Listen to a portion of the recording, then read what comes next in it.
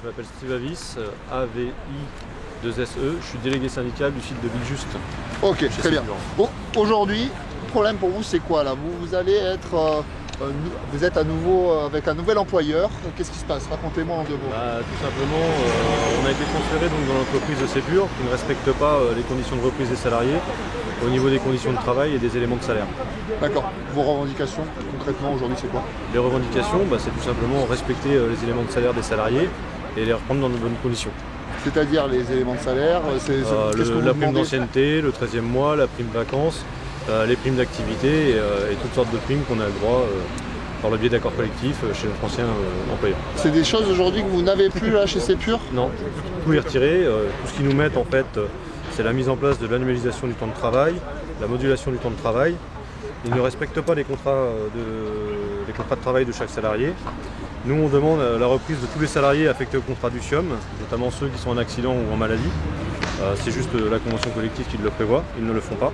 On demande le temps de travail sur 35 heures hebdomadaires sur 5 jours de travail, parce que eux, c'est l'annualisation. Donc ils peuvent nous mettre sur 4, 5, 6 jours, 10 heures de travail par jour, 44 heures semaine.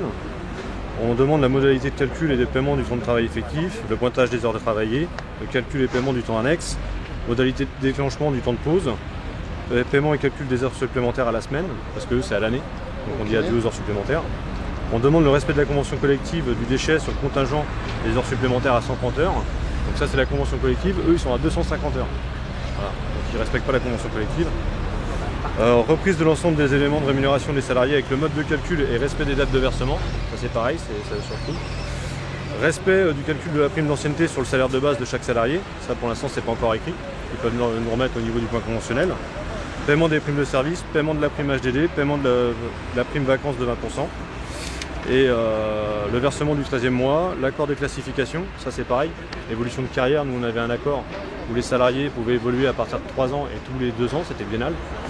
Chose qui n'existe pas chez eux.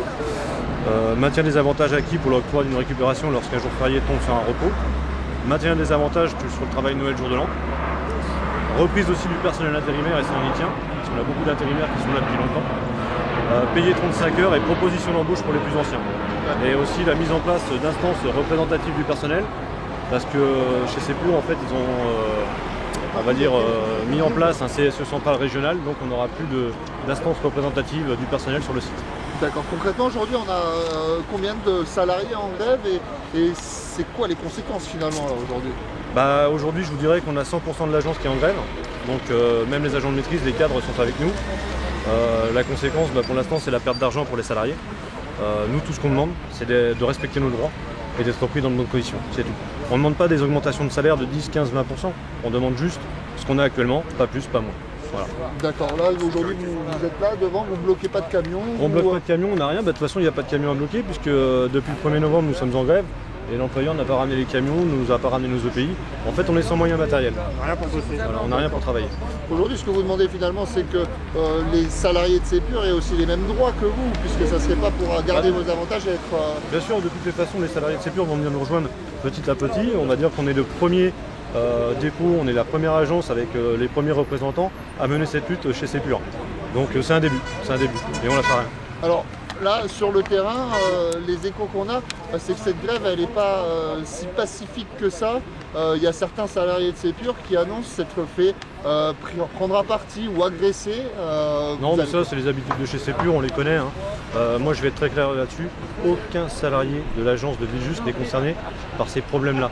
Par contre, ce qui est important, c'est de dénoncer ce que fait Sépure. Actuellement, ils cassent la grève des salariés avec du personnel intérimaire. Ça veut dire qu'ils mettent 3 intérimaires sur le même véhicule. C'est juste interdit. Mais ça, personne ne lui fait rien. M. Ivanov se permet de nous convoquer 1 heure avant ou 2 heures avant dans un café pour nous soudoyer. On nous fait des propositions d'évolution de carrière, pareil. On leur dit ça ne nous intéresse pas, c'est pas ça qui nous intéresse. Nous, ce qu'on veut, c'est protéger les acquis des 90 salariés. Donc on se met autour de la table sérieusement, chose qui n'est pas le cas aujourd'hui, puisqu'on nous fait tourner en rond depuis le début. Voilà, avec des documents qui n'ont aucune valeur juridique. On a connu 2 grands groupes, Otus Veolia et Suez Cita, ça s'est toujours très bien passé. Et là, je peux vous dire qu'on a des salariés qui ont 20, 30 ans, 40 ans de boîte. Hein, on n'a jamais connu un mouvement comme ça. Et on ne fait pas grève à Midjust, on veut juste travailler.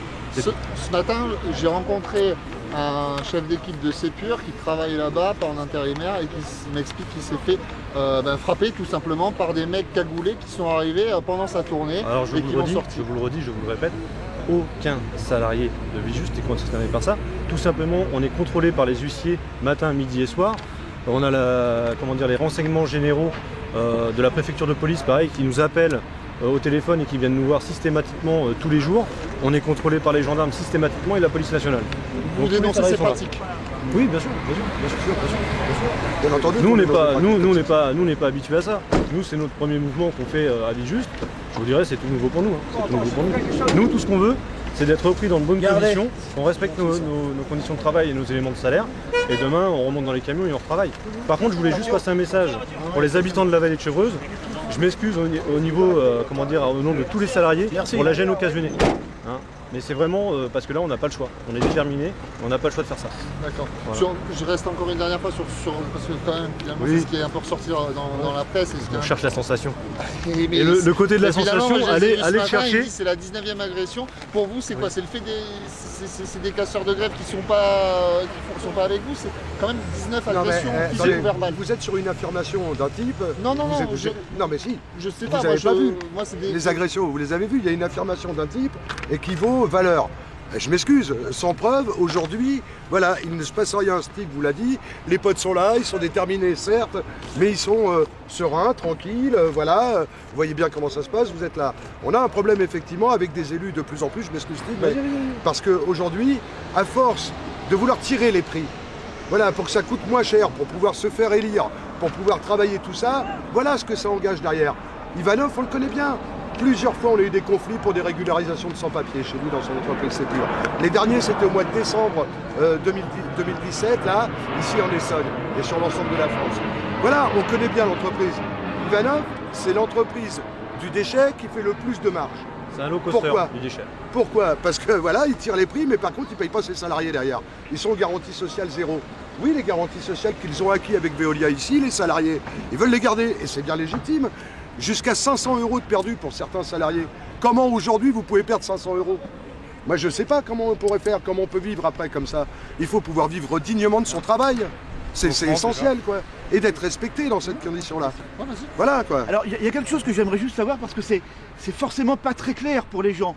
Le SIOM est une entreprise, je ne sais pas comment elle est classifiée, publique. Oui, bien sûr. C'est un syndicat public. Tout à fait. Mais il y a une délégation de services publics, bien sûr. Et c'est là où la complexité du système se fait, qui est donc donnée, vendue, enfin je ne sais pas comment ça se passe, à des sociétés privées. Cita, Veolia, maintenant, Sépure. Donc vous n'êtes pas salarié du SIOM. Non. Vous êtes donc... Comment ça se passe à chaque changement de société? Vos contrats sont annulés avec la précédente société et vous êtes reconduit? Non, comment ça se passe? C'est comme pour les reprises de marché, du nettoyage, de n'importe quoi, c'est pareil. Alors avant c'était l'article L122.12, depuis la réforme du Code du travail, c'est l'article 21.12, je me semble. Mais bon, donc les salariés sont obligatoirement repris avec leurs droits. Ils ont 6 mois pour se déterminer, ils gardent leurs droits pendant les 6 mois. Au bout de 6 mois, s'ils ne veulent pas adhérer aux nouvelles garanties proposées par l'entreprise, ils peuvent démissionner. Mais ils peuvent démissionner et faire fi et oublier tout ce qu'ils ont acquis jusqu'à présent. C'est pas ça la question. Donc la question est bien celle qui est posée. Ensuite, sur les questions de délégation des déchets, aujourd'hui, il y a un véritable enjeu national sur la question des déchets. Le déchet, on le sait tous, c'est un problème d'environnement, c'est un problème qui est posé politiquement aujourd'hui dans le débat. Tout ça est organisé par les lois aujourd'hui posées par le gouvernement, qui retransmet et qui remet les responsabilités et donc les attributions dans les conseils départementaux ou les communautés d'agglo, suivant le cas, comme pour l'eau par exemple. Et si vous allez voir pour l'eau, puisque c'est le même débat que pour les déchets, ils ont repris en gestion, mais ils ressous-traitent à Veolia. Ils ressous-traitent à la Lyonnaise des Eaux, ils ressous-traitent à la Générale des Eaux. Pourquoi? Parce qu'évidemment, comme ça permet à tous ces gens-là de se dédouaner de l'entretien qu'ils n'ont pas fait pendant des années.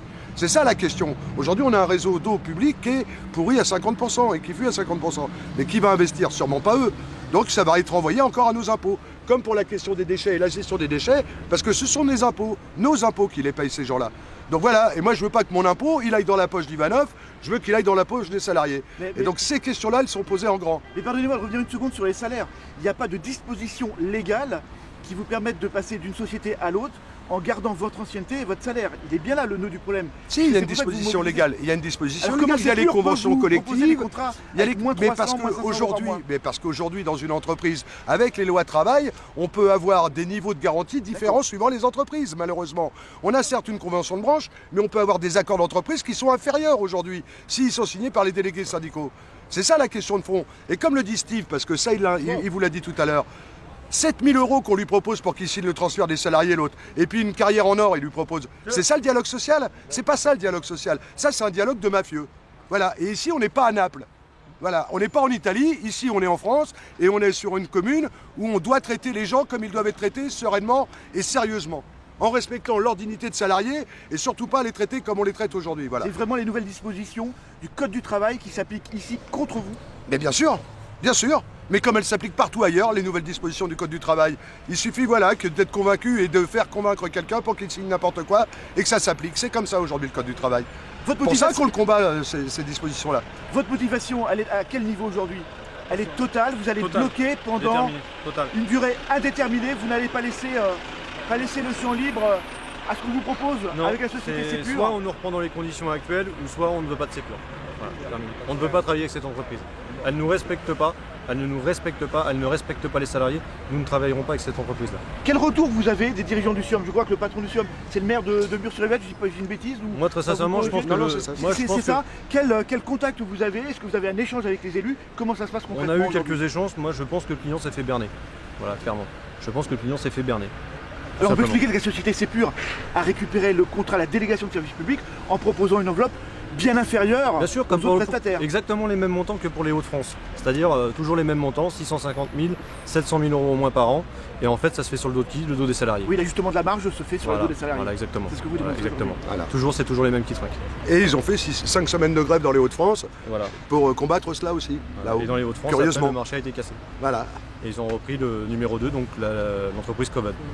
Vous vous sentez soutenu, vous vous sentez fort aujourd'hui, vous sentez les syndicats motivés, les attaques contre les salariés se multiplient, vous le rappeliez il y a quelques instants, sur la totalité du territoire français. La nouvelle loi de travail semble faire des dégâts considérables. C'est pas un combat qui va être difficile à mener pour vous? Non, très honnêtement, plus les jours avancent, plus on a des soutiens. Et je vous dirais que c'est que le début, c'est un échauffement. Faut demander aux salariés s'ils sont motivés. Vous êtes motivés les gars? Motivés. On lâchera rien.